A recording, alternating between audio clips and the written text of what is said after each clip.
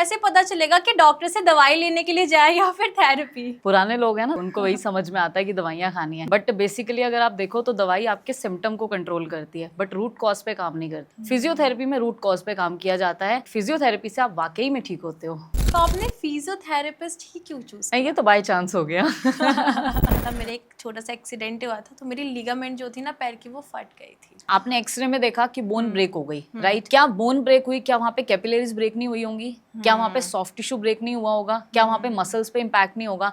Plaster लगा के आपने बोन को तो ठीक कर दिया, पर उनके टिश्यूज के लिए क्या किया? 14 से लेके 15 एज ग्राफ जो होता है वो गर्ल्स का, उसमें पीसीओडी केसेस सबसे ज्यादा आते हैं। आप लेट नाइट तक जागते हो तो आपके हार्मोन्स जो हैं वो डिसबैलेंस हो जाते हैं। जंक फूड ज्यादा खाने की वजह से हमारे जो हार्मोन्स है वो ठीक से बैलेंस नहीं हो पा रहे। वेट लॉस क्या पीसीओडी को रिवर्स कर सकता है? वेट गेन होना पीसीओडी में ना, ये एक सिम्टम है, ये कॉज नहीं है। पीरियड्स पेन में कौन से ऐसे सिग्नल्स होते हैं जिनको इग्नोर नहीं करना चाहिए? हो सकता है कि आपकी ओवरी में सिस्ट हो। पीसीओडी हो तो एक्सरसाइज मना है। बकवास है। टीनेजर को भी स्लिप डिस्क हो सकती है?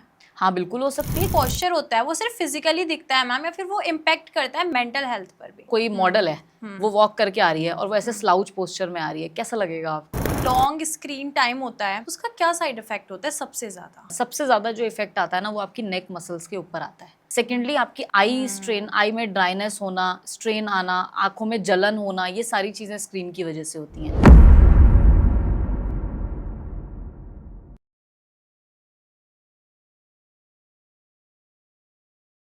तो आज का पॉडकास्ट होने वाला है फुल हेल्थ धमाका, क्योंकि आज हमारे साथ है एक ऐसी फिजियोथेरेपिस्ट जिनके मैजिक टच से सारा दर्द दूर भाग जाता है। आज बात होने वाली है पेन की, पीसीओडी की, लाइफस्टाइल की और बहुत सारे ऐसी चीजों की जो गूगल भी बताने से डरता है।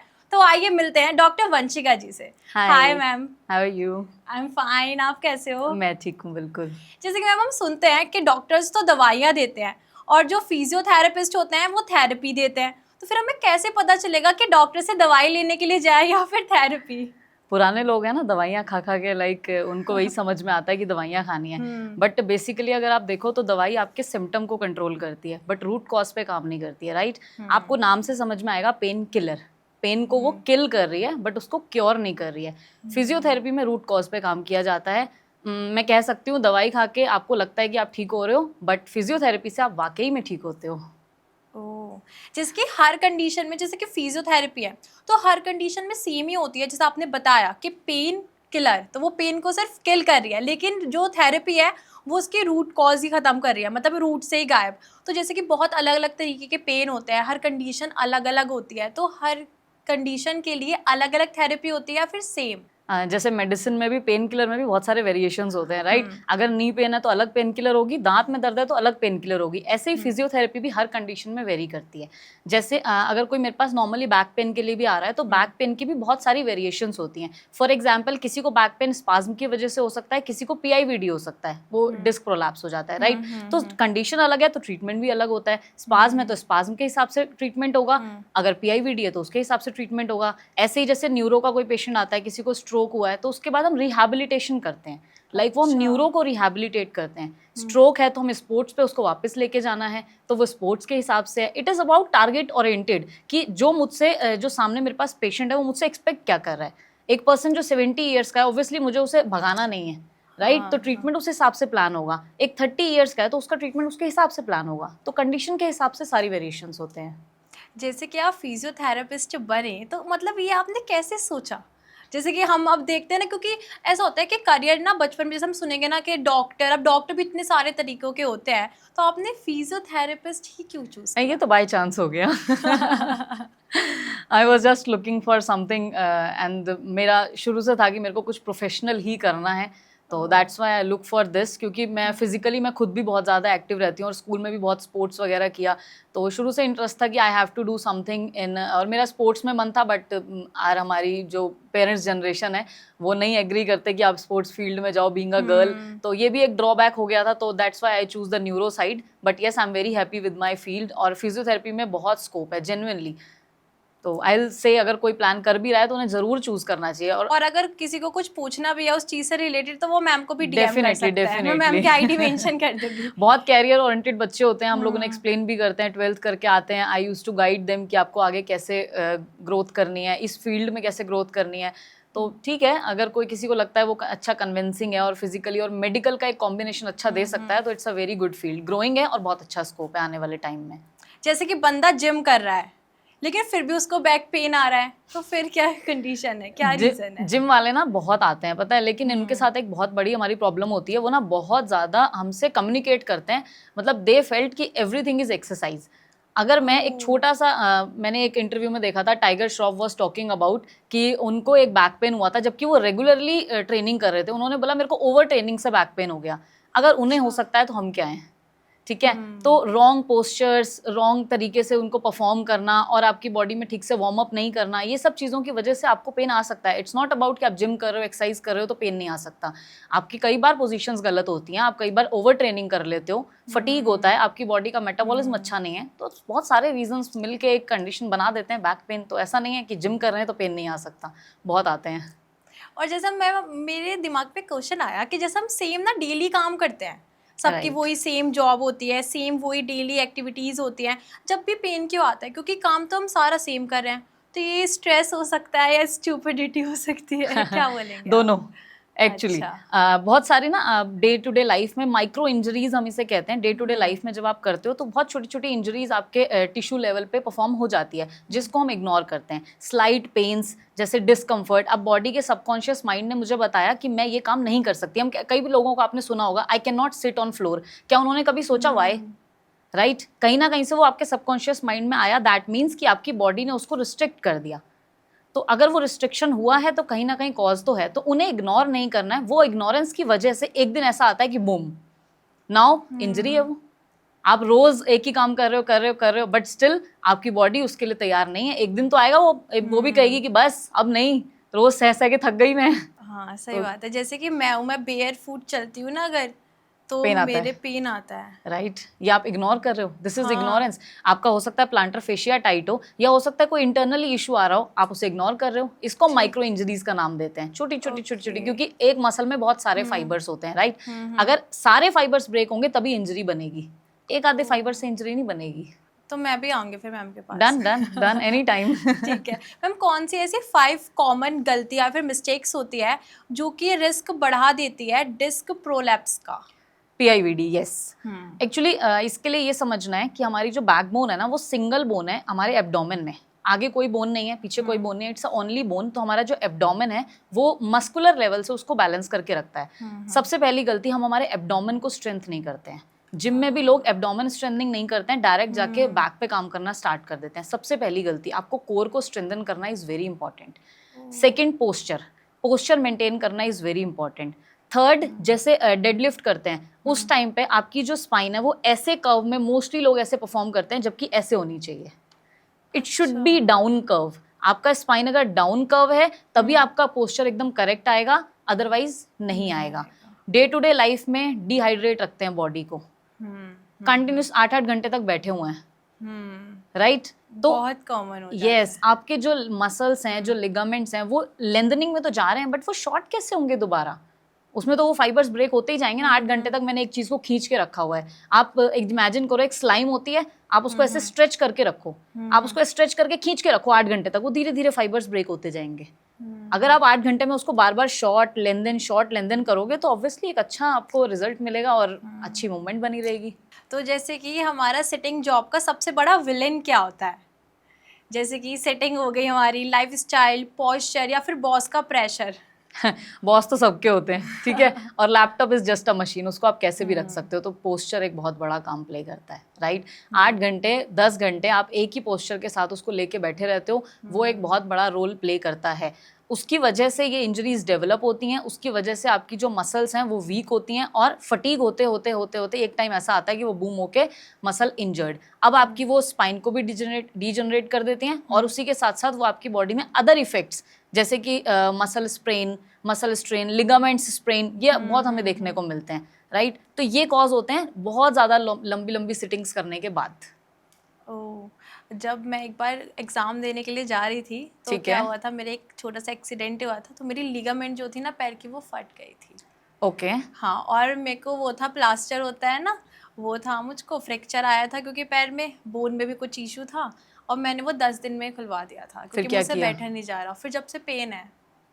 सी, अब यहाँ पे गलती क्या थी? हाँ। आपने एक्सरे में देखा कि बोन ब्रेक हो गई, राइट? क्या बोन ब्रेक हुई? क्या वहाँ पे कैपिलरीज ब्रेक नहीं हुई होंगी? क्या वहाँ पे सॉफ्ट टिश्यू ब्रेक नहीं हुआ होगा? क्या वहाँ पे मसल्स पे इम्पैक्ट नहीं होगा? प्लास्टर लगा के आपने बोन को तो ठीक कर दिया, पर उनके टिश्यूज के लिए क्या किया? उनके टिश्यूज के रिहैबिलिटेशन के लिए फिजियोथेरेपी है। और इसी वजह से मुझे लगता है मेरे पेन है। यस, वो कंटिन्यूसली क्योंकि वहाँ पे एडिशन बन गया है, वो मसल जो है वहाँ पे एडिशन हो गई है। अब हम क्या कर सकते हैं? अब हम उसको रिहैबिलिटेट करेंगे, धीरे धीरे उसकी मसल को वापस से उसके फाइबर्स को रिलोकेट करेंगे, फिर से उसके फाइबर्स को हम अलाउ करेंगे कि भी नहीं, आपका ये काम है, आपने ठीक से करना है उनको, राइट? तो हमारा काम है एक उसको बताना कि दिस इज योर वर्क, जिससे आप भटक गए हो, तो उसे वापस आओ।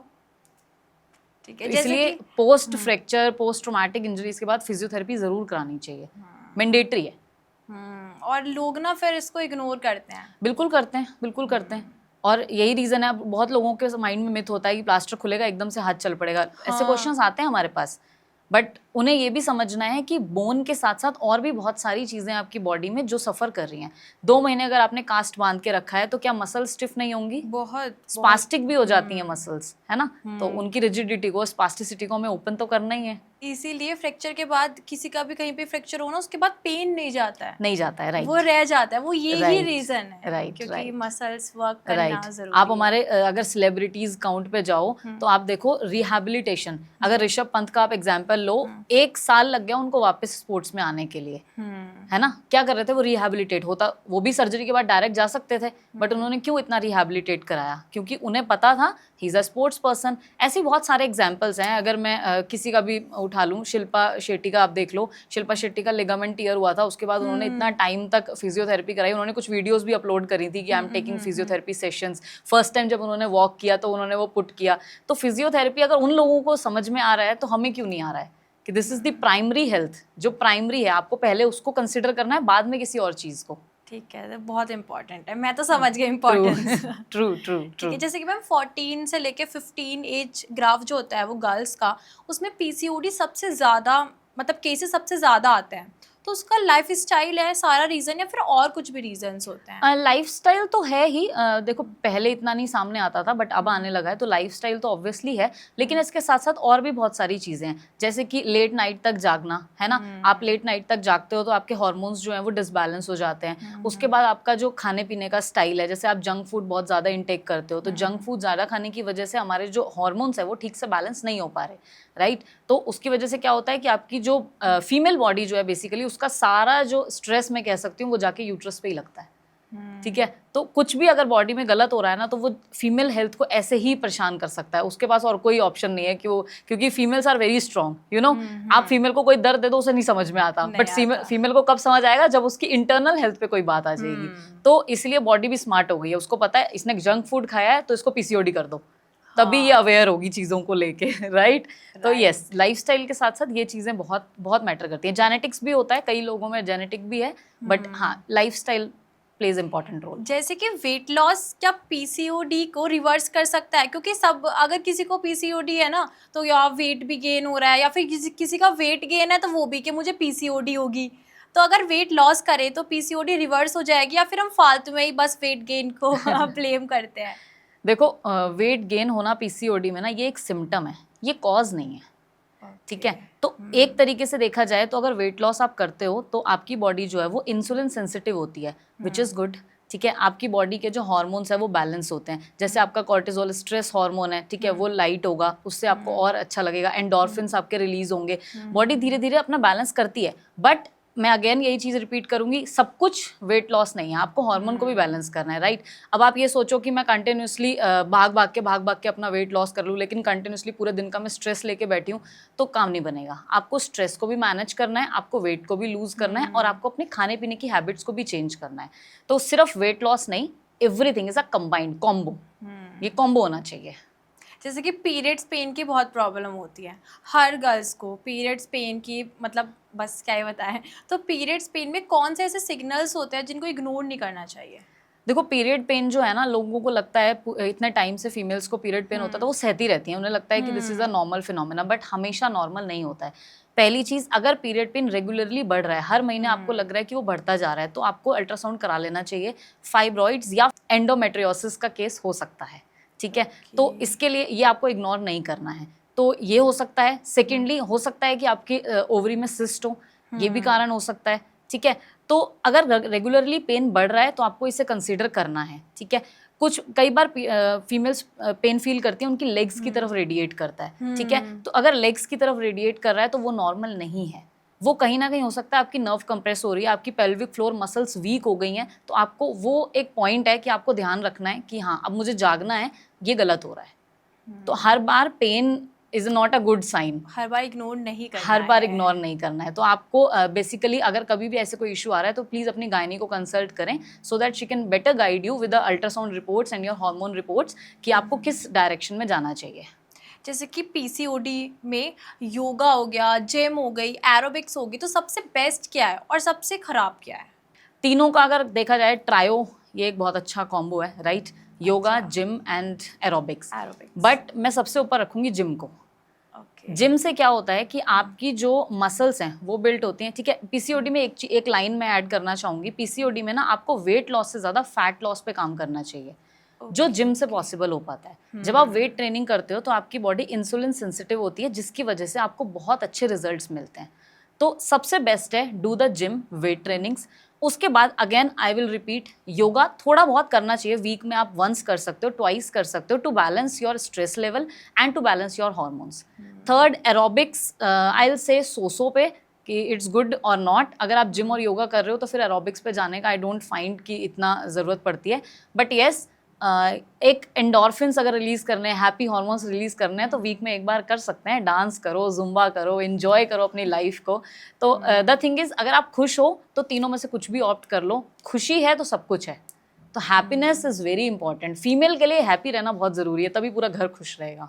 हाँ, अगर फीमेली दुखी है तो फिर सभी देख के मतलब सब परेशान हो जाते हैं ना, फैमिली मेंबर्स भी, Right. क्योंकि पापा हो गए वो भी देखेंगे कि अरे आज क्या हुआ इसको, मम्मी भी, भाई भी हो गया, या फिर Right. हस्बैंड होते हैं, भाई, सब। राइट वो एक पुरानी मम्मी की लाइन याद आ गई कि जैसा अन्न वैसा मन।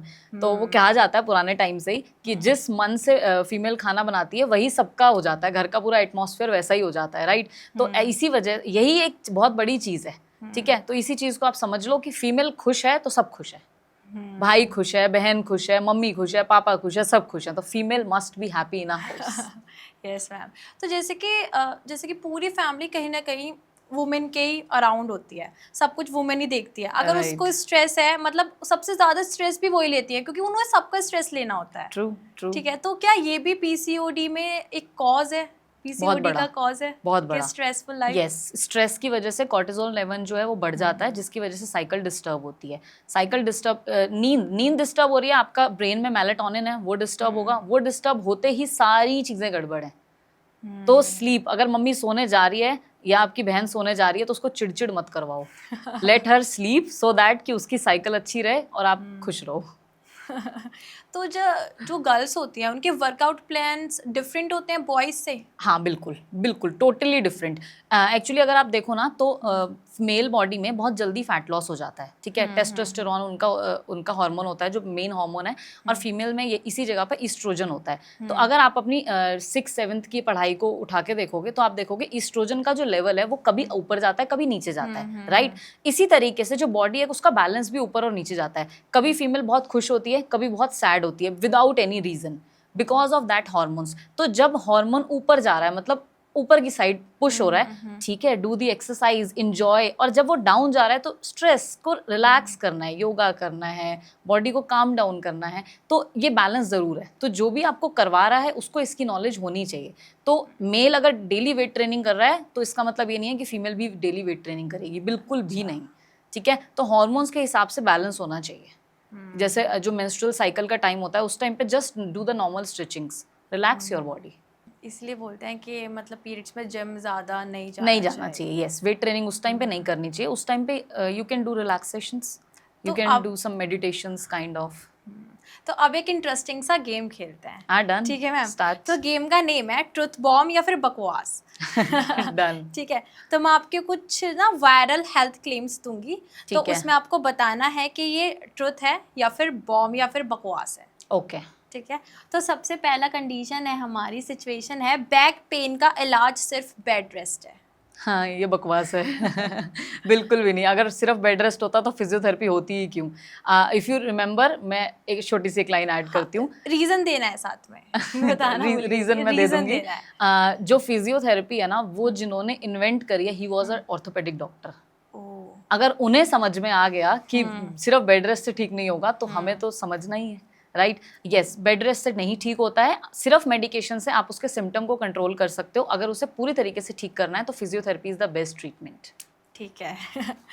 तो पीसीओडी हो तो एक्सरसाइज मना है। बकवास है, बॉम्ब भी है। क्योंकि ऐसी लाइन लोगों के माइंड में मिथ ला सकती है, और अभी भी ये लोगों के माइंड में ये चीज़ है। बिल्कुल भी नहीं। एक्सरसाइज ज़रूर ज़रूर ज़रूर करनी चाहिए। एक्सरसाइज से ही आपकी जो बॉडी है वो बैलेंस होगी, और आपका जो सिस्ट है वो धीरे धीरे धीरे धीरे मेल्ट होगा, and you will be totally fine. और इसलिए मैंने पर्सनल क्वेश्चन इंक्लूड किया था, क्योंकि जैसे मैं डेली योगा या फिर एक्सरसाइज करती हूँ, तो मैं ना पीरियड्स में क्या करती थी, या फिर पीसीओडी है मुझको ऑलरेडी, तो मैं सोचती थी नहीं अब एक्सरसाइज नहीं करूँगी, इसमें आज ना मेरे दर्द है, आज छोड़ देती हूँ, स्किप कर देती हूँ। नहीं, बिल्कुल भी नहीं। तो आप फिर स्ट्रेचिंग्स करो, दैट इज़ वेरी बेनिफिशियल। तो नेक्स्ट क्वेश्चन है, टीनेजर को भी स्लिप डिस्क हो सकती है? हाँ, बिल्कुल हो सकती है, क्यों नहीं हो सकती। टीनेजर्स को स्लिप डिस्क बहुत कॉमनली होती है। आजकल टीनेजर्स ना जो ये बर्गर वर्गर खाते हैं, उनकी मसल्स में स्ट्रेंथ तो बिल्कुल है ही नहीं, और स्पोर्ट्स वो लोग खेलते नहीं है। फिजिकल एक्टिविटी के नाम पे वो फोन चलाते हैं, फोन में गेम खेलते हैं। तो फोन में गेम खेल के बैक तो स्ट्रेंथन होगी नहीं। अब ऐसी मम्मी ने बोला कि बेटा जरा ये बाल्टी उठा के यहाँ रख दे, वो बाल्टी जैसे ही उठाने के लिए झुकेगा, फिर वो झुका ही रह जाएगा, सीधा नहीं हो पाएगा। Slip disc. शोल्डर पेन का रीजन सिर्फ मोबाइल चलाना है? नो, ये बकवास है। सिर्फ मोबाइल चलाना नहीं है, ये एक रीज़न है, लेकिन इसके और बहुत सारे रीज़न हैं। जैसे आपका स्लीपिंग पोस्चर, आप गलत स्लीपिंग पोस्चर में मतलब आपको सोना है, आप कैसे भी सो गए, सबसे पहला कारण। ठीक है।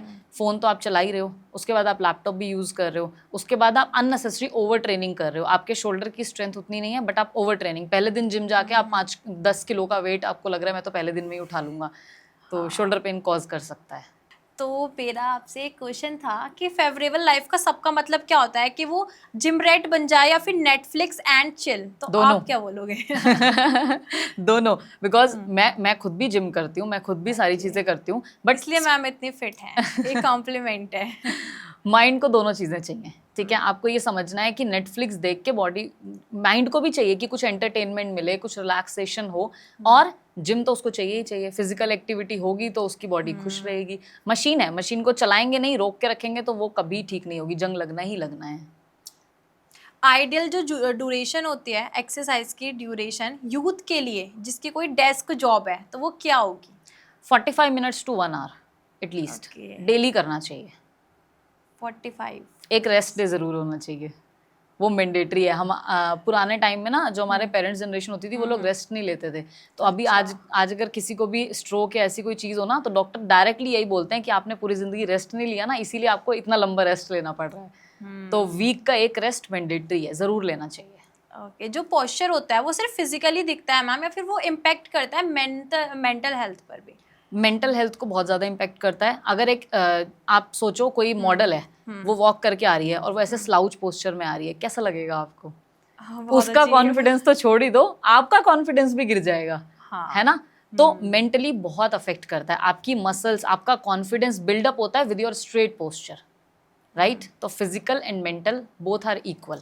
किसी को एग्जाम देना है, मेंटल प्रेशर बहुत ज़्यादा है, अगर वो आधा घंटा फिजिकल एक्टिविटी कर रहा है, तो वो शायद 6 घंटे की जगह 8 घंटे पढ़ पाएगा। तो कॉम्बिनेशन है। तो जैसे कि एक पर्सनल क्वेश्चन, जैसे कि जॉ लाइन चाहिए किसी को लेकिन नेक पेन ना हो, तो ये पॉसिबल है या फिर बस ड्रीम? नहीं, पॉसिबल है। क्यों पॉसिबल नहीं है, बिल्कुल है। जॉ लाइन चाहिए तो एक्सरसाइज करो। नेक, देखो जॉ लाइन के लिए आपको बहुत सारी एक्सरसाइज करनी पड़ती है, जिसमें आपको नेक को कई सारी मूवमेंट्स परफॉर्म करनी पड़ती है, राइट। तो अब होता क्या है, बेसिकली आप जब एक्सरसाइज परफॉर्म करते हो तो आपकी जो बैक वाली जो मसल है नेक की, ये वीक होने की वजह से आपको पेन आने लगता है। तो लोगों को लगता है कि मैं जॉ लाइन भी नहीं बना सकता क्योंकि मेरे को तो सर्वाइकल है। तो आपको पहले क्या करना है, पहले नेक को ठीक करना है। पहले नेक की जो बैक वाली मसल है, जिसको हम बोलते हैं एक्सटेंसर मसल्स, राइट। इनको आपको स्ट्रेंथन करना है, उसके बाद आप जॉ लाइन बनाओ ना, मना किसने किया है, एंड इट्स पॉसिबल। तो जैसे मैम हसल कल्चर चल रहा है अब, तो आपके पास ऐसे केसेस भी आपने देखे होंगे जिसमें ना लोग अपनी बॉडी की बिल्कुल बैंड बजा देते हैं, हाँ। मतलब एक्सरसाइज जाकर, जिम जाके, तो कुछ ऐसा केस बताइए। हाँ, ऐसे आते हैं केस, मोस्टली जिम के ही आते हैं, ठीक है। तो लोगों को जैसे अभी बहुत ज़्यादा आप देख रहे होंगे कि फिटनेस को लेके ना लोगों के माइंड में बहुत ज़्यादा हो गया कि नहीं, फिट होना है, फिट होना है, फिट होना है। तो फिटनेस के नाम पे ना उन्होंने ये बना लिया है कि अब हमें 4-4 घंटे 5-5 घंटे जिम करना है, और बॉडी अलाउ कर रही है 10 kg, वो उठा रहे हैं 110 kg। अभी रिसेंटली एक केस आया था, एक पेशेंट थे, वो जिम में डेडलिफ्ट कर रहे थे, तो उन्हें वो मेरे पास पहले किसी और को लेकर आ रहे थे, तो उन्होंने जस्ट मेरे को एक दिन ऐसी वीडियो दिखाई, तो आई सॉ, मैंने उन्हें बोला कि आपको ना, आप ना गलत पोस्चर में कर रहे हो सकता है आपको इंजरी हो जाए। And it take hardly 1 week, वो 1 वीक बाद ही मेरे पास आ गए कि और वो ऐसी कंडीशन में आए थे, मतलब उनको डायरेक्ट मैंने हॉस्पिटल से अपने क्लिनिक पे बुलवाया, बिकॉज डॉक्टर ने बोल दिया था सर्जरी करनी है। और आई कन्विंस्ड हिम, सर्जरी नहीं करानी है, मेरे पास आ जाओ अभी 5 मिनट में। वो सीधा एम्बुलेंस से डायरेक्टली हमारे क्लिनिक पे आए, हार्डली 1 से 1.5 घंटा लगा, मैंने उन्हें सेटल किया, और उसके बाद वो वॉक करके गए। मेरे इंस्टा के पेज पे वो डली भी हुई है वीडियो, वो वॉक करके गए, हमने 2 वीक्स का एक कंटिन्यूसली ट्रीटमेंट किया, and now he is doing continuously again same deadlifts, everything he is doing, no issue. Videos भी है मेरे पास उनकी, उसके बाद की भी, एंड ही इज डूइंग। तो gym rat, yes, gym rat अगर बनना है, फिटनेस करनी है, बट आपको अपनी बॉडी को समझना है। Every person is different, every body alignment is different, every body structure is different. तो अगर साथ वाला कर रहा है, दैट डजंट मीन कि आप भी कर सकते हो, ठीक है। आप कर सकते हो तो जरूरी नहीं है साथ वाला कर सकता है, it's a vice versa thing, वो समझना जरूरी है। ठीक है, तो ऐसा नहीं होता हर चीज सर्जरी है, ये भी बहुत बिल्कुल भी बड़ा नहीं, है ना? बिल्कुल भी नहीं, बिल्कुल भी नहीं। Surgery is a last option, जब खत्म हो गया ना सब कुछ, now there is a surgery, उसके बाद सबसे यस। last। तो कभी भी आपको किसी ने अगर बोल भी दिया कि सर्जरी है, तो हमेशा एक सेकंड ओपिनियन फिजियोथेरेपिस्ट से ज़रूर लो कि क्या सर्जरी के लिए जाना है या नहीं। क्या पता आपका उसके बिना ही ठीक हो जाए। कई पेशेंट ऐसे होते हैं जो सर्जरी के बाद आते हैं, और मेरे को बैक ऑफ द माइंड में ये पता होता है कि अगर ये मेरे पास पहले आया होता तो शायद इसे सर्जरी की ज़रूरत नहीं पड़ती। जैसे कि लॉन्ग स्क्रीन टाइम होता है, तो उसका क्या साइड इफेक्ट होता है सबसे ज़्यादा? लॉन्ग स्क्रीन टाइम की वजह से सबसे ज़्यादा जो इफेक्ट आता है ना, वो आपकी नेक मसल्स के ऊपर आता है। बाकी तो बहुत सारी चीज़ों पे आता है, बट अगर मैं मस्कुलर लेवल पे बात करूँ तो नेक मसल सबसे ज़्यादा इंटैक्ट होती हैं। पहली चीज़ तो वो ब्रेन के बिल्कुल पास हैं, राइट, आपके स्पाइनल कनेक्शन के बिल्कुल पास हैं। सेकंड चीज़, इतना बड़ा हेड है हमारा, और इतनी छोटी छोटी मसल्स को उन्हें होल्ड करके रखना पड़ता है हर टाइम, तो नेक मसल्स जो हैं वो बहुत ज़्यादा इससे इम्पैक्ट होती हैं। सेकेंडली आपकी आई स्ट्रेन, आई में ड्राइनेस होना, स्ट्रेन आना, आंखों में जलन होना, ये सारी चीज़ें स्क्रीन की वजह से होती हैं। थर्ड, स्लीप साइकिल डिस्टर्ब होती है। जब आप रात के टाइम स्क्रीन देखते हो, ब्लू लाइट उसमें से जो आपकी आंखों पे आती है, उससे जो आपका मेलेटोनिन है उसको गलत सिग्नल जाता है। गलत सिग्नल जाने की वजह से आपका जो स्लीप साइकिल है वो डिस्टर्ब होता है। तो दीज आर सम रीजंस जो आपको स्क्रीन टाइम की वजह से होते हैं। कम करना चाहिए। यस, स्क्रीन टाइम जितना हो सके कम करना चाहिए, और रात को अंधेरे में नहीं देखना चाहिए। ओके, एक तो मैं स्टार्टअप, ऊपर से 10 hour job, 10 hour screen time और इंस्टेंट नूडल्स, तो ये कॉम्बो कैसे तोड़ना चाहिए? एक तो 10 घंटे आपने काम किया, ऊपर से खा लिए नूडल, ऊपर से खा लिए नूडल, बैंड बजा दी अपनी और ऊपर से पूरा दिन सिटिंग, हाँ, सुबह से शाम तक। ऐसे बहुत सारे एग्जाम्पल हैं। अभी रिसेंटली आपने अगर देखा होगा, एलन मस्क के बारे में अगर आपको पता होगा, उन्होंने एक्नॉलेज भी किया इस चीज़ को कि he was very very busy in his schedule, जिस वजह से उन्होंने अपनी हेल्थ को पूरा इग्नोर कर दिया था। बट फिर उन्हें समझ में आया और उन्होंने इसको चेंज किया। तो हमें भी उस चीज़ को चेंज करना है। तो ये कॉम्बो जो है, ये सबसे बुरा कॉम्बो है, क्योंकि 10 घंटे आपने कंटिन्यूसली बॉडी को स्ट्रेस किया। अगर आप उसके बाद प्रोटीन खा लेते ना, आप हेल्दी डाइट ले लेते, तो वो बेस्ट हो जाता। अगर आपको लग रहा है आपका काम बहुत ज़्यादा है, हम एक बोलते हैं कि आप ना 20-20 रूल फॉलो करो, ठीक है। 20 मिनट्स, हाँ 20 मिनट्स की आपने जैसे सिटिंग कर रखी है, तो 20 मिनट्स बाद आपको क्या करना है कि उठना है, बैठना है, ठीक है, और 20 सेकंड दूर की चीज़ें आपने ऑब्जर्व करनी है। मतलब 20 फीट दूर, सॉरी, अच्छा, ठीक है, 20 ठीक फीट है। दूर की चीज़ें आपने 20 सेकंड्स तक देखनी है। तो ये 20-20-20 रूल है, जिससे आपकी आईज़ के लिए भी बेटर है। और इसके बाद कई ऐसे और भी रूल्स होते हैं जिससे आप अपनी बॉडी को बेटर कर सकते हो। जैसे आप उठ के थोड़ा वॉक कर लिया, जिसमें आपके जो बैक के लिगामेंट्स होते हैं, एनुलर लिगामेंट एक बेसिक लिगामेंट होता है जो हर 20 मिनट के बाद ब्रेक हो जाता है। ठीक है, तो आपको उसे ब्रेक होने से रोकना है, तो 20 मिनट बाद खड़े हो जाओ, 20 मिनट से पहले ही इनफैक्ट खड़े हो जाओ और चाहे बैठ जाओ दोबारा, राइट। और डाइटरी हैबिट्स के लिए आप अपने टेबल पे हेल्दी चीज़ें रख सकते हो, आप हेल्दी स्नैकिंग्स रख सकते हो, नट्स रख सकते हो, ऐसे बहुत सारी चीज़ें हैं आजकल हेल्दी। अब तो इतनी सारी कंपनीज ने इतने सारे स्नैक्स बना दिए हैं जो हेल्दी हेल्दी हेल्दी, मखाना लो, नट्स लो, एवरीथिंग इज देयर। तो अब तो ऐसा कोई सोचने वाली बात ही नहीं है कि मम्मी बना के देगी हम तभी खा पाएंगे। तो there is options you can keep. आपने एक चीज़ माइंड में रखनी है कि स्विच करना है, अब this is the time to switch. वो स्विच बहुत ज़रूरी है, राइट। हमें अनहेल्दी से हेल्दी की तरफ जाना है। वैसे ऐसी क्या चीज़ है कि जैसे कि आजकल टीनेजर्स हैं तो सबकी हेल्थ में इतना इशू आ रहा है, किसी को थेरेपी लेनी पड़ रही है, ठीक है, और किसी का मतलब रूटीन बिल्कुल ही ख़राब होता है, स्क्रीन आवर्स इतने ज़्यादा होते हैं, मोबाइल सब चलाते हैं, गेम्स नहीं खेलते हैं। तो ये ही रीज़न है जो कि जैसे पहले लोग इतने हेल्दी होते हैं, जो ओल्ड है, हमारे पापा हो गए, चाचा हो गए, ये सब, और हम लोग इतने वीक बोलेंगे अपने आप को या फिर क्या बोले। तो सबसे बड़ा रीज़न डिफरेंस क्या है इन सब चीज़ों? आपको नहीं लगता कि ये जनरेशन ही हाँ, मतलब मैं पैदा इसलिए होते ही दे पूछना नो चाह रही अबाउट हूँ। मैगी? अगर मैं अपनी लाइफ को याद करूँ तो आई थिंक मेरी मम्मा वर्किंग थी, तो मेरे को याद है शायद 13-14 ईयर्स के टाइम पे I got to know there is a Maggi something. वो उससे 13 पहले 14 ईयर्स? यस, हमें पता ही नहीं था क्योंकि हमारे मम्मी पापा ने कभी खाई नहीं और उन्होंने हमें हाँ। कभी खिलाई नहीं। हम तो अभी से खाते हैं ना। तो जो आने वाले बच्चे हैं या जो अभी छोटे बच्चे हैं वो पहले दिन से मोमोज, हाँ, मैगी, चाउमीन, मोमोज, मैगी, एक एक चॉकलेट्स इतनी एक एक सारी। साल के बच्चे डोमिनोज में बैठ के पिज्जा खा रहे हैं। तो व्हाट वी आर एक्सपेक्टिंग। इसीलिए वो लोग ज्यादा हेल्दी होते हैं। एग्जैक्टली मेरे हिसाब से अकॉर्डिंग टू, और मेरे हिसाब से भी नहीं, अकॉर्डिंग टू द साइंस जितनी भी रिसर्चेज हुई हैं सब में यही प्रूवन हुआ है कि एटलीस्ट 10 to 15 ईयर्स की एज तक जंक फूड नहीं खिलाना चाहिए बच्चों को, क्योंकि इस टाइम पे आपका जो इम्यून सिस्टम है वो ग्रो हो रहा होता है। तो ग्रोइंग के टाइम पर आप जितना हेल्दी दोगे उतना आगे लाइफस्टाइल हेल्दी होगा। ओके, तो अब एक गेम करते हैं, पेन का ब्लेम गेम। ओके पेन का ब्लेम गेम। ओके तो इसमें मैं आपको 3 प्रॉब्लम्स दूंगी, उसमें आपको बताना होगा कि लाइफ स्टाइल है उसका इशू, या फिर पॉस्चर है, या फिर स्ट्रेस। ओके ठीक है, लाइफस्टाइल, पोस्चर एंड स्ट्रेस। ठीक है। लाइफ स्टाइल, पॉस्चर और stress. Sudden neck pain. Posture. Posture, ठीक है। Constant fatigue despite workout. Stress. Stress, कोई रीजन?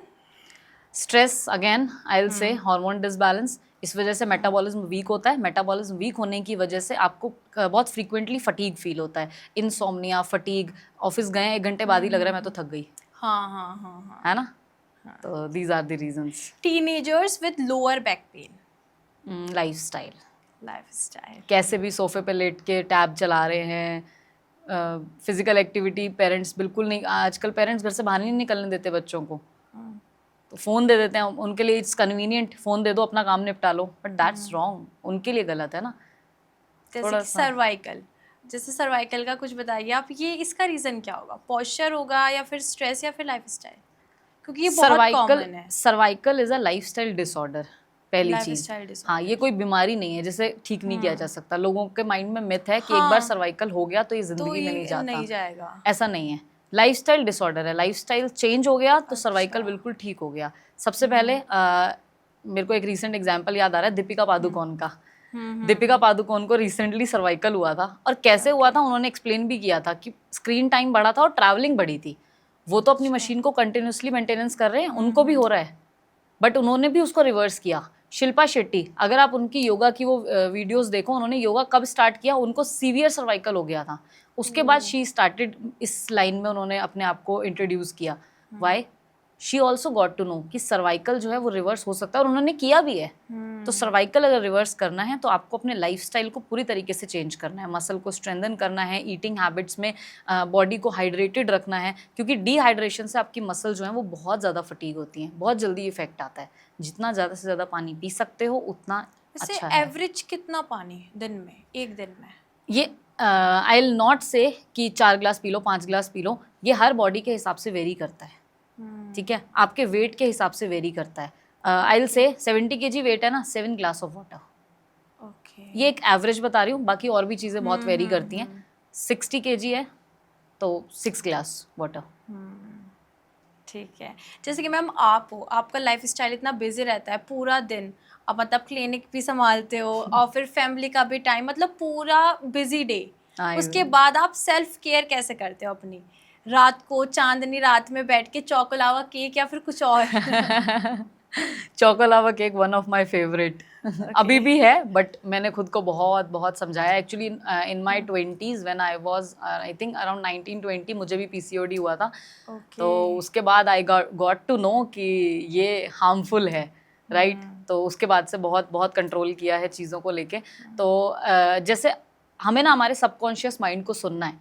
सबकॉन्शियस माइंड में एवरीवन नोज कि पिज़्ज़ा खराब है, बट फिर भी खा रहे हैं, खा रहे हैं, है ना। सच में, सच तो में। अगर महीने के 30 दिन है तो 30 दिन मना करके एक दिन खा लो ना, 30 दिन हाँ मत करो, ठीक है। अपने सबकॉन्शियस माइंड को इतना भी मत दबाओ कि वो बेचारा मर ही जाए कि उसको लगे कि अब मेरे को से सिग्नल ही नहीं देना, जो मर्जी करता रहेगी, ठीक है। तो नहीं, बिल्कुल भी नहीं। मैं कैसे मैनेज करती हूँ, मैं आई यूज टू, जैसे मैं अपने क्लिनिक आर के बाद घर जाने के बाद एटलीस्ट जो मेरा ईटिंग टाइम है, जो मेरा डिनर टाइम है, I will sit with my family without mobile phone. We talk, we communicate. मेरे घर में 2 बच्चे हैं छोटे छोटे मेरे ब्रदर के, उनके साथ आई यूज टू प्ले। तो we use to spend time. It's a stress relieving as well, it's good for my body as well, और पूरे दिन की थकान उतर जाती है। आई विल से जब मैं घर में एंटर करती हूँ, मेरा नीस है, he come to me and hug me like कि बुई आ गई ऐसे करके। तो दैट वाज लाइक आपकी पूरे दिन की थकान उतर जाती है। वो कैसे हुआ? क्योंकि आपके हैप्पी हार्मोन्स रिलीज होते हैं ऑन दैट स्पॉट। ये इंपॉर्टेंट है। तो मैनेज करने के लिए you have to find the things कि कहाँ से आपको खुशी मिलती है, किन चीज़ों से आप अच्छा फील करते हो। फॉर एग्जाम्पल मॉर्निंग में my first thing is to drink water and to go to gym, that's it. कुछ भी हो जाए, दुनिया ऊपर की नीचे हो जाए, morning is routine is this तो दिस। जैसे मैम आपको भी बहुत स्ट्रेस रहता होगा, सबकी लाइफ में थोड़ा बहुत किसी न किसी चीज़ का स्ट्रेस रहता है, आप कैसे मैनेज करते हो? और आप क्या टिप देना चाहोगी जो कि स्ट्रेसफुल लाइफ है हमारे सब जेनजीज की, उन्हें बहुत स्ट्रेस होता है कि अरे उसका मैसेज नहीं आया, उसको मैसेज करना है, ये सब चीज़ें, तो कैसे मैनेज करेंगे? एक एग्जाम्पल देती हूँ यहाँ पे। आप बहुत ट्रैफिक में हो, ठीक है, आप कंटिन्यूसली हॉर्न बजा रहे हो, चिड़चिड़ हो गए हो बहुत ज़्यादा। क्या आपके हॉर्न बजाने से गाड़ी हटेगी? नहीं। क्या आपके स्ट्रेस लेने से गाड़ी हटेगी? नहीं हटेगी ना। तो चिल मारो ना यार। जाम है, जहाँ आप पहुंच रहे हो वहां वैसे भी 15 मिनट बाद ही पहुंचोगे, वैसे भी 15 मिनट बाद ही पहुंचोगे। ट्राई ऑलवेज करना चाहिए कि अपना जो टाइम है वो मैनेज करके चलो, सारी चीज़ों को मैनेज करके चलो। मैनेज अगर है तो स्ट्रेस नहीं हो सकता, राइट। फिर भी बहुत सारी चीज़ें आ जाती हैं, but it's okay, let it go. कभी ऐसा हुआ है मैम आपको भी फिजियोथेरेपी की ज़रूरत पड़ी हो? हाँ बहुत पड़ जाती है। जिम करते हैं, मसल स्ट्रेन हो जाता है। जैसे अभी रिसेंटली मेरे को हैमस्ट्रिंग पुल हो गया था, ठीक है, उसका ट्रीटमेंट लिया। एंड आई थिंक हमें अब मेरे को अगर फिजियो के शर्म आने लगे कि नहीं मैं कैसे करा सकती हूँ, तो शर्माना नहीं है। आपकी हेल्थ है, कल को वही शर्म आपके ऊपर भारी पड़ेगी, तो शर्माना नहीं है। लोगों बहुत सारी फीमेल्स मेरे पास आती हैं, मैं इस चीज़ को हाईलाइट करूँगी यहाँ पे। बहुत सारी फीमेल्स आती हैं, वो अपने हस्बैंड से छुपा के आती हैं। और ऐसे बहुत सारे एग्जाम्पल्स हैं, मैं नाम नहीं लूँगी, बट जो भी मेल उसको देख रहे हैं ना, आई विल से कि आपको ये अंडरस्टैंड करना है कि वो उसकी बॉडी की नीड है, उसको मज़ा नहीं आ रहा है पैसे खर्च करने में या उसको जाके वहाँ थेरेपी कराने में, राइट। अगर वो बोल रही है कि उसको पेन है, उसको डिस्कम्फर्ट है, तो आपको सपोर्ट करना चाहिए रेदर कि उसे आपसे झूठ बोल के आना पड़े, ठीक है। कई ऐसे एग्जाम्पल्स होते हैं, फीमेल लाइक उन्होंने कुछ भी एक्टिविटी, अब वो पूरा दिन घर में काम कर रही है ना, आप ही के लिए कर रही है, उसके बावजूद आप उसे बोल रहे हो क्या तू रोज रोज थेरेपी जाती रहती है? No, that's wrong. If she understands कि आपको पार्टी में जाना है दोस्तों के साथ, तो आपको भी अंडरस्टैंड करना है कि उसे थेरेपी पे जाना है फॉर हर गुड हेल्थ। और अगर वो सही से रहेंगे तभी सब अच्छे से रहेंगे, अगर वो खुश हैं, जैसे हमने पहले बात की। एग्जैक्टली। और छुपा छुपा के आती हैं, आना पड़ता है। कोई आपके पास सबसे शॉकिंग या सबसे फनी कोई पेशेंट आया तो उसकी कोई स्टोरी बताइए। कोई ऐसी स्टोरी हो किसी पेशेंट की? नहीं, होती रहती हैं, ऐसा वो नहीं है। एक पेशेंट की तो नहीं है, बट हाँ एक मेरे इंटर्नशिप टाइम की एक बहुत फनी स्टोरी है। हम इंटर्नशिप के लिए जस्ट नए नए, अभी छोटे छोटे बच्चे तो होते ही हैं उस टाइम पे, लाइक फर्स्ट टाइम गए and in a cabin sir manual कर रहे हैं, पेशेंट वाज काफ़ी एजेड थे, तो मैं और मेरी जो साथ में मेट थी हम लोग खड़े हुए ऑब्जर्व कर रहे थे, we are on observation time that time. तो सर मैनुअल कर रहे थे एंड द पेशेंट फार्ट। अब बीइंग अ मेडिकल ये बहुत कॉमन है, ठीक है, और अब हमें नहीं फर्क पड़ता क्योंकि वो बहुत टाइम हो गया है, बट उस टाइम पे हम बहुत नए नए थे, तो हम और वो बच्चों मैं वाला और दिमाग। मेरी मेट हम हंस हंस के हमारे पेट में इतना दर्द, अब सर हमें आंखें दिखा रहे हैं और हमारी हंसी नहीं रुक रही है। दैट वाज, मतलब मैं भूल नहीं सकती उस चीज़ को कभी भी लाइफ में। तो वो था, और शॉकिंग या फिर बैड कह सकते हैं, वैसी बहुत सारी चीज़ें हो जाती हैं। जैसे एक रिसेंटली एग्जांपल मैं देख रही हूँ, एक लड़की 25 इयर्स की कमिंग फ्रॉम ऑफिस, उसको उसका एक्सीडेंट हुआ, वो भी नॉट बिकॉज ऑफ कोई ऐसा रीज़न नहीं था, कोई एक चोर उसके पीछे पीछे लग गया था जिस वजह से उसको स्कूटी भगानी पड़ी काइंड ऑफ, तो वो जाके दीवार से टकराई and one of the major mistake, उसने हेलमेट नहीं पहन रखा था, उसको हेड इंजरी हुई and from last 2 years she is on bed. Operations भी हुए हैं बहुत सारी, हम लोग रिकवरी पहले से बेटर है, but still I think normal life तो नहीं आ पाएगी ना, राइट? तो ऐसे भी केसेस आते हैं सामने जो बहुत बहुत दुख देते हैं, एक्चुअली हमें अंदर से बहुत फील होता है ऐसे केसेस में। वी पुट एक्स्ट्रा एफर्ट्स कि बस वो ठीक हो जाए, मतलब उसको देख के I felt she is almost my age, बहुत बहुत बुरा लगता है, बहुत बुरा लगता है। एज एन डॉक्टर मैम, कई बार ऐसा भी होता होगा ना, आप बहुत सारे केसेस में इमोशनली इन्वॉल्व हो जाते होंगे। दिस, जैसे मैंने बताया अभी, इस तरीके के केसेस, और बहुत सारे केसेस होते हैं, जैसे बच्चों का कोई केस होता है तो उसमें बहुत इन्वॉल्वमेंट हो जाता है। एक बच्चा अभी मेरे पास आ भी रहा है, दैट वाज टोटली हेल्दी, वो बिल्कुल ठीक था बच्चा, 9 मंथ तक उसके अल्ट्रासाउंड में सब कुछ ठीक था, but one mistake from gynae और हर मदर कि उसको उसकी मदर को ये नहीं पता था कि एमनियोटिक फ्लूइड रिलीज होने के मतलब अगर वो हो रहा है तो उन्हें बहुत जल्दी हॉस्पिटल जाना है, वो 2 घंटे लेट हो गए थे, जिस वजह से बच्चे को डिलेड माइलस्टोन हुआ। वो लाइफ टाइम सफ़र करना पड़ता है। जैसे कि ये पॉडकास्ट काफ़ी इंटेंसिव और बहुत ही इंफॉर्मेटिव रहा है, तो कोई एक ऐसा हेल्थ मंत्र आप बताना चाहेंगी जो हमें अपनी लाइफ को अच्छा हेल्दी मेंटेन करने के लिए फॉलो करना चाहिए? ईट स्लीप रेव रिपीट।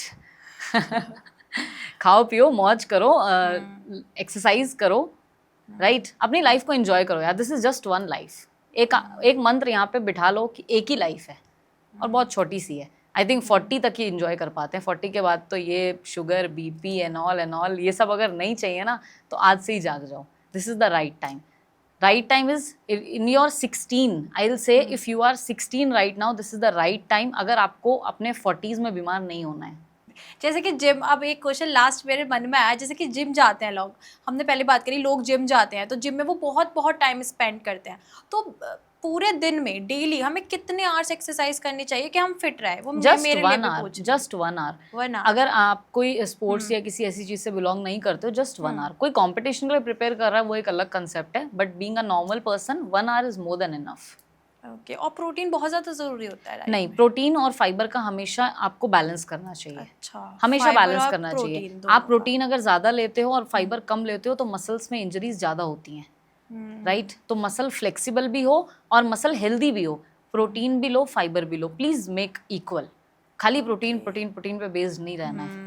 क्योंकि मैंने तो सुना है ना, जो भी जिम जाता है सिर्फ प्रोटीन शेक पी रहे हैं और सिर्फ प्रोटीन खा रहे हैं। इफ़ यू रिमेंबर, बॉडी को प्रोटीन कितना चाहिए होता है? कितना चाहिए? 17 ग्राम। मुझे तो नॉलेज नहीं है। हम लोग कंसिडर करके चलते हैं कि जैसे अगर किसी का बॉडी वेट है तो हम कंसिडर करते हैं कि उतना protein is enough. 50 gram protein is enough. आपका 50 kg वेट है तो 50 gram protein is enough, right? तो जितना बॉडी वेट है उसके हिसाब से प्रोटीन होता है, बट अगर कोई जिम कर रहा है तो हम उसका डबल कर देते हैं, लाइक 50 ग्राम का 100 ग्राम कर दिया, डबल कर दिया, बट उसके साथ साथ आपको बाकी चीज़ें भी इनटेक करनी है, खाली प्रोटीन पे बेस्ड नहीं रहना है। ठीक है, मैं तो 17 ग्राम पे अटकी हुई थी। पता नहीं मैंने कब देखा होगा, वो याद आया।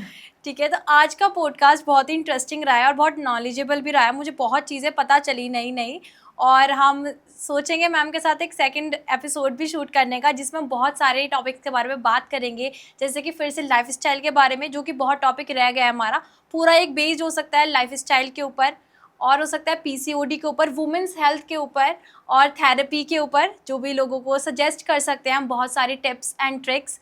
और तो फिर बने रहिए नेक्स्ट पॉडकास्ट के लिए। Bye bye.